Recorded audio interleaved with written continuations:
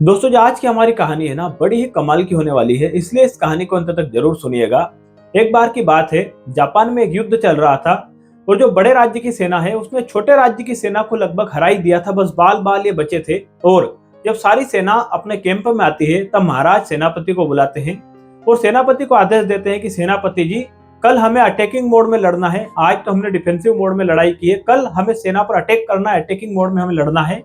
तब जो सेनापति होते हैं वो महाराज से बोलते हैं कि महाराज, हम तो आज ही हारते हारते बचे हैं, युद्ध हम वापस हारने ही वाले थे और अब हमारे पास तो इतने सैनिक भी नहीं बचे हैं, कल हम अटैकिंग मोड में लड़ेंगे कैसे। तब महाराज बोलते हैं कि कोई दिक्कत नहीं है, बस तुम तो जाओ और पूरी सेना में ऐलान कर दो कि कल हमें अटैकिंग मोड में लड़ना है।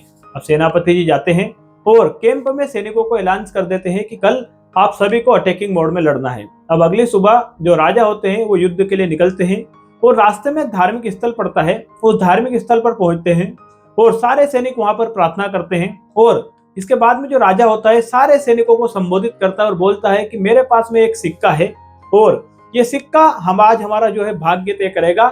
यहाँ पर हमारे भगवान हमारे साक्षी है और इन भगवान के सामने मैं सिक्का ऊपर उछालूंगा हवा में, और यदि हेड आता है तो हम सारे लोग आज विजय बनेंगे और यदि टेल आता है तो फिर हम सब लोग हार जाएंगे।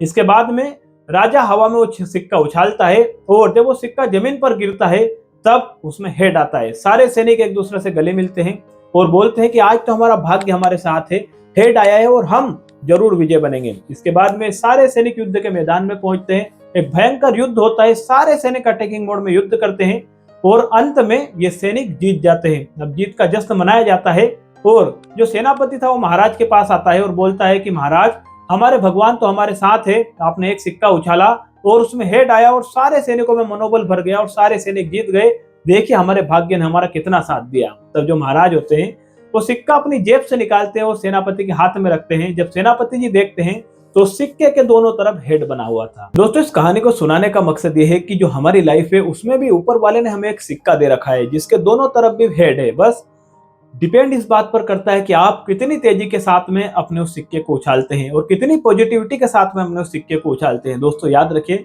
ऊपर वाले ने हमें जो सिक्का दे रखा है उसका नाम है पॉजिटिविटी। यदि हम लाइफ में पॉजिटिविटी के साथ रहेंगे तो हमें सारी चीजें अच्छी लगने लगेगी, हमारे आसपास हैप्पीनेस ऑटोमेटिक आ जाएगी। और यदि लाइफ में हम डाउटफुल रहेंगे तो ये सारी दुनिया हमें बेकार लगने लगेगी। इसलिए लाइफ में हमेशा पॉजिटिव रहिए, खुश रहिए। आज की छोटी सी कहानी में इतना ही। कल फिर मिलेंगे एक और किसी मोटिवेशनल स्टोरी के साथ में। याद रखिए, यदि आप कुछ अच्छा सुन रहे हैं तो उसे गोपाल कलमुदिया यूट्यूब चैनल पर सुन रहे हैं। आज के लिए इतना ही, कल फिर मिलेंगे। जय श्री कृष्ण।